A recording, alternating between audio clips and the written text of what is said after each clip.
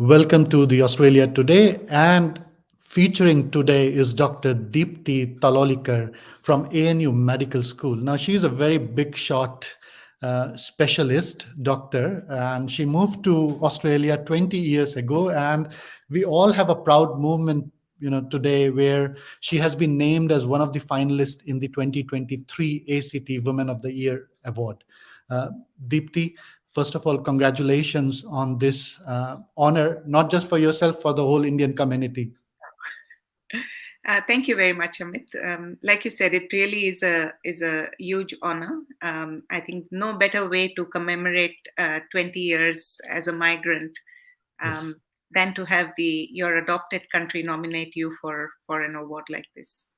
Now, you are a well known clinical hematologist and professor at ANU Medical School. And, as a fellow academic, I can only guess that it was not an easy journey for you because you studied and you worked in India as well. So what was it like when you first left? You took that flight and you made that decision to move to Australia. So I didn't have a job when we left. We took the decision to leave because I was the first qualified hematologist in all of India. I was the first woman to have a DM in hematology, and unfortunately, I had to do something that no man would ever do.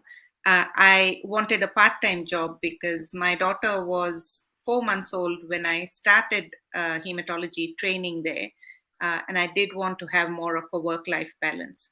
I couldn't find a part-time job there, and that's what prompted us to move to Australia, and serendipitously we landed in Canberra. Mm. Um, my main concern at that point was to get the family settled.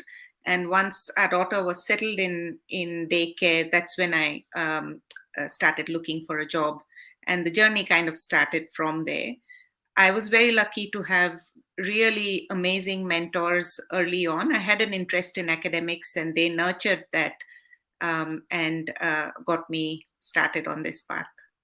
Now, you, after your MBBS DM, you did a PhD here at ANU, if I'm not wrong. So why a PhD? Like you were already established, or you were already a doctor. Why go for PhD? Um, I think research brings a different dimension to clinical practice. That's something I was always interested in. And in Canberra, the medical school had just been set up when I was a fellow, not yet Mm, a consultant. And at that stage, I was asked to start teaching in the medical school. But I also had a project that had worked very well. I had done a pilot study. And so the dean at that time, Professor Paul Gatenby, asked me if I would take up a PhD. And as far as I'm aware, I was the first PhD student for the ANU Medical School. So there wasn't a lot of support then, but it was a very rewarding journey. And yeah, I've continued along that path afterwards. So you started as a lecturer at ANU, and now I think a few months back you got a full professorship. So what was that feeling like? Some people must have taught you there. They are still there, roaming around in the corridors of ANU Medical School. Now you're working with them as a full professor. How does that feel? It feels amazing, and it is a lot of hard work overcoming barriers, like you mentioned, but also the support of mentors, and it's been absolutely amazing, and supervisors. So yeah. Yeah. Now, coming back to these awards basically recognize women, non-binary, and gender diverse people. It's not your everyday kind of award that people get and post it on Facebook. This is a huge achievement, which you are. I know you're very humble and you're downplaying it, but this is very powerful. What are your expectations from this award? I'm not sure yet, actually, but I can tell you what probably led to it. As a diverse woman in, I guess, a gender biased society in India, I learned to push back Hmm. against the expectations Hmm. of society to keep Yeah. me in a particular mold, and I Hmm. had to keep pushing gently against that to Hmm. achieve what I wanted to. Hmm. But then coming to Australia was a whole different kettle of fish, Yeah. because all said and done, there is still a lot of bias in our society. Although we have a very multicultural society, and there is a lot of superficial sort of acceptance and Mm. understanding of each other's cultures in terms of food and Yeah. dress, Mm. etc. In terms of actually recognizing diversity and Mm. harnessing the power of diversity in our workplace or Mm. in our social structures, that is still a work in progress, I think. Yeah. Um, Yeah, you mentioned a very, kind of very subtle point about being diverse, especially in terms of education. Now, you got your education in India and also part of your education in Australia. You were one of the first, as you said, in both countries, in your field at least. And was there a difference in terms of tokenism, like in terms of India, gender ko बढ़ावा देंगे?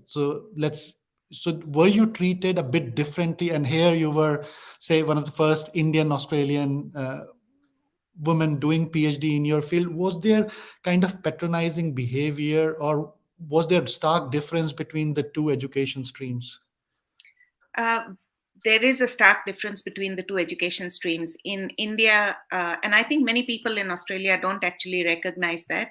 We are intrinsically sort of taught to achieve, to excel. Mm. Uh, Mm. when you are when you have 1.25 billion people, Mm. and you're trying to achieve something, there, my dad taught me very early on, there's two ways to do that. You can either Mm. try and pull other people down, or Mm. you can just try and be the best. Mm. And So it was always the latter that I chose to do. So you Mm. come from that sort of hyper competitive environment, and Mm. then you come to Australia. That's sort of inbuilt in you, but that's often frowned upon, almost frowned upon in Australia, because it is seen as self-serving and not Mm. being part of a team. But it's not something that you can really help. There is an internal sort of conditioning that has happened Yeah. over so many decades.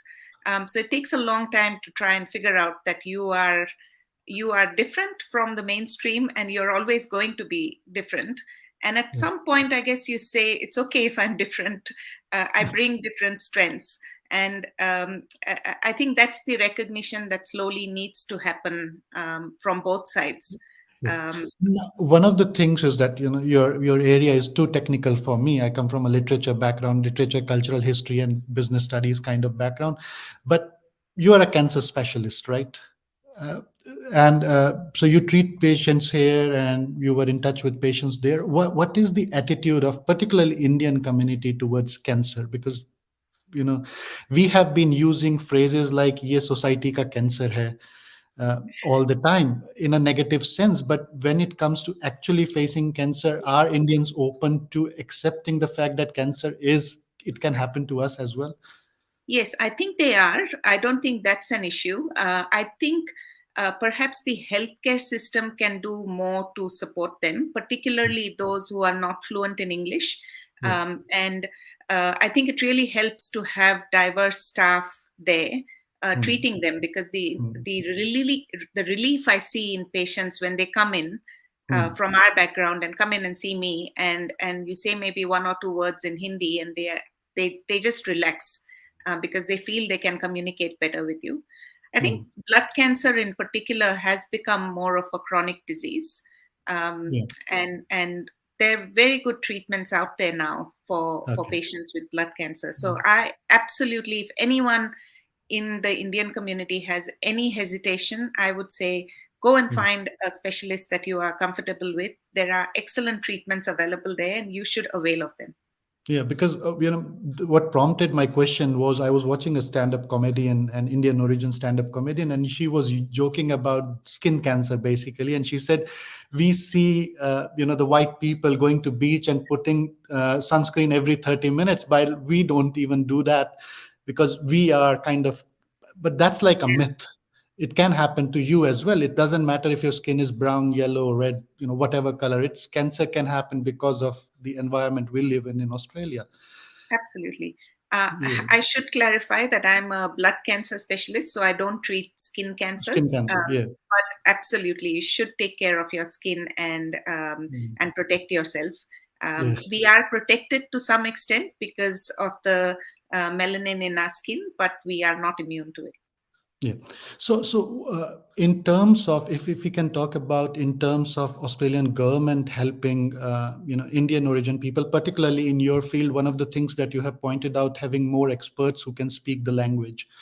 But how should we make the community aware? Are there any events or organizations working in this field in Australia? Are you involved in this, or are you planning to start something?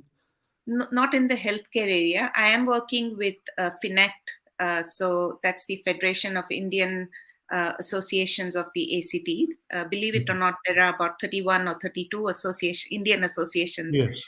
within the ACT, and Yeah. FINACT sort of sits on top of them.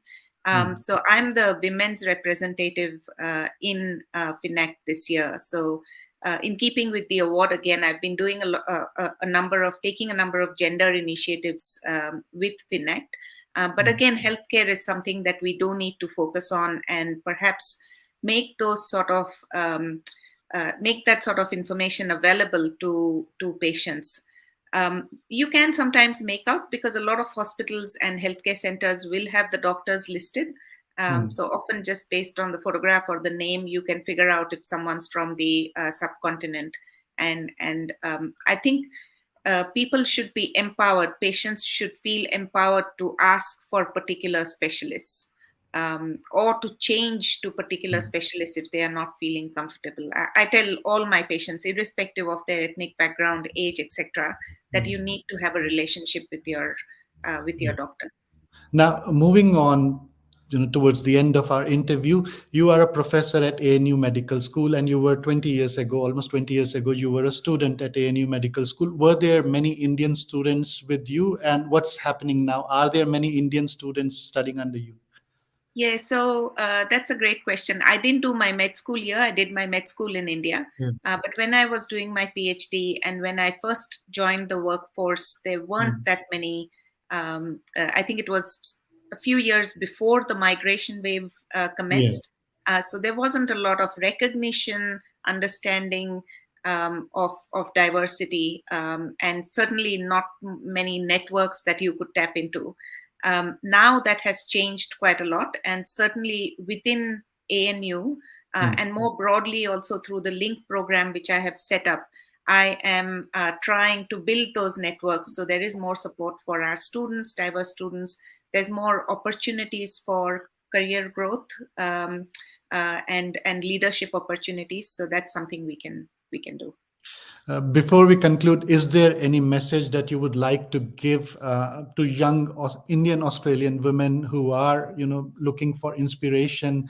Any words of wisdom? 20 years experience, just summed up in some few lines.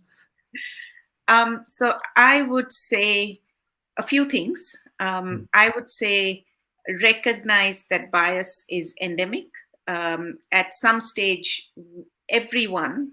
either is subject to bias or participates in bias unknowingly.